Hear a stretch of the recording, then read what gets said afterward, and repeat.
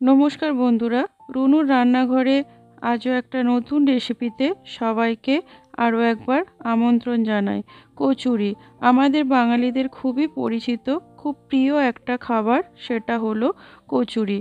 আজ আমি আপনাদেরকে বানিয়ে দেখাবো ছোলার ছাতুর পুর ভরা কচুরির রেসিপি। তো চলুন আজকে রেসিপিটা শুরু করা যাক।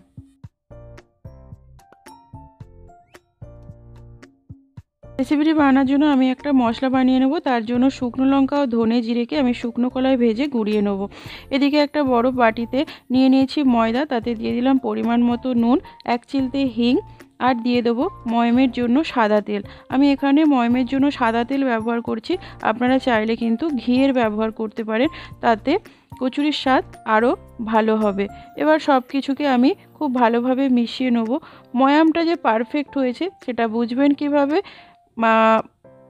ময়দাটাকে যখন হাতের মধ্যে নিয়ে মুঠো করে দেখুন, এই রকমভাবে যখন ঝুরঝুর করে ভেঙে পড়বে তখন বুঝবেন আপনার কিন্তু ময়দার ময়াম একদম পারফেক্ট হয়েছে।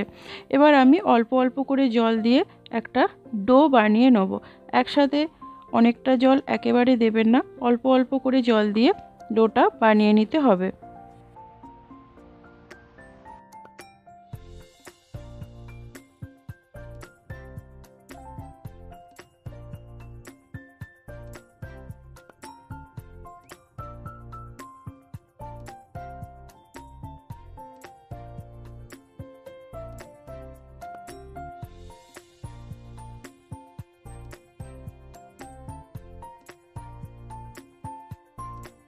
ময়দাটা আমার মাখানো হয়ে গেছে। এর থেকে বেশি শক্ত বা এর থেকে বেশি পাতলা করা যাবে না, এইভাবে মাখিয়ে নিতে হবে।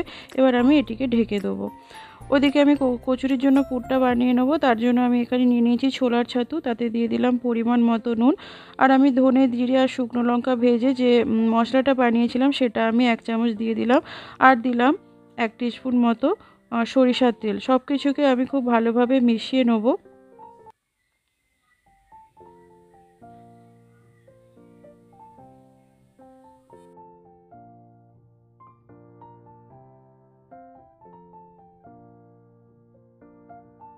এবার অল্প অল্প করে জল দিয়ে আমি পুরটাকেও মেখে নেব।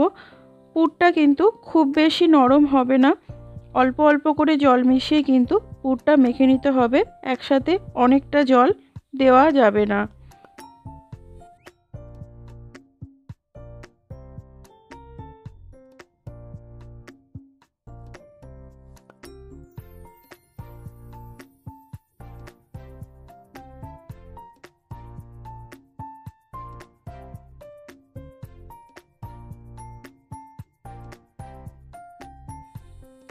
পুরটা আমার মাখানো হয়ে গেছে, আর আমি জল দিয়ে মাখাবো না। দেখুন, এই রকমভাবেই কিন্তু পুরটা মাখাতে হবে, এর থেকে বেশি শক্ত বা এর থেকে বেশি নরম করা যাবে না। এই রকম মুঠো হয়ে যাবে, এই রকমভাবেই পুরটাকে মাখাতে হবে। এদিকে আমি যে ময়দাটা মাখিয়ে রেখেছিলাম তার থেকে ছোট ছোট লেচি কেটে নেব। কচুরির সাইজে লেচি কাটবো, লুচির থেকে একটু বড় হবে কিন্তু রুটির থেকে ছোট হবে, এই সাইজে লেচিগুলো আমি কেটে নিয়েছি। এবার এই লেচিগুলো থেকে এরকম একটা বাটির শেপ বানিয়ে নেব দু হাতে চেপে চেপে।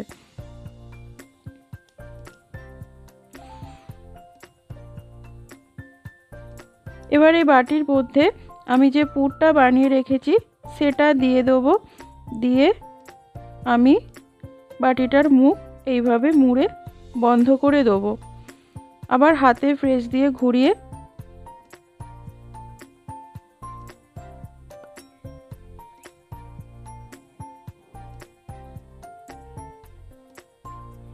আগে যেরকম লুচির শেপে ছিল সেই রকমভাবে ঘুরিয়ে এটিকে আগের শেপে নিয়ে যেতে হবে। দেখুন, এইভাবে বানিয়ে নিতে হবে। আরও একটা বানিয়ে আমি আপনাদের দেখাচ্ছি। এবার আমি পুরটা দিয়ে দেবো।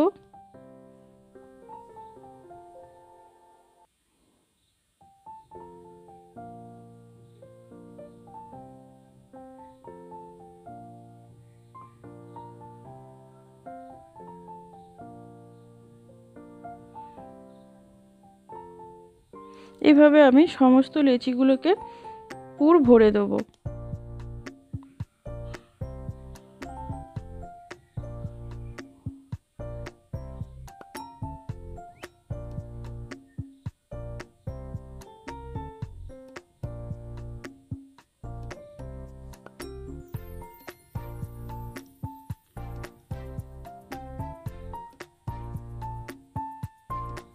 ভীষণ তাড়াতাড়ি হয়ে যায়, কোনো খাটুনির কাজ নয়। এইভাবে আমি সমস্ত লেচিগুলো বানিয়ে নেব।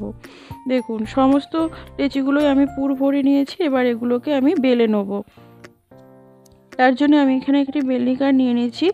এবার ময়দা দিয়ে এইভাবে হাতের মাধ্যমে প্রেস দিয়ে ভেতরের পুরটাকে একটু করে নেব। তারপর আমি বেলনিকার দিয়ে বেলে নেব। কচুরি কিন্তু খুব বেশি পাতলা হয় না, একটু মোটাই হয়, খুব বেশি পাতলা করে কিন্তু বেলবেন না।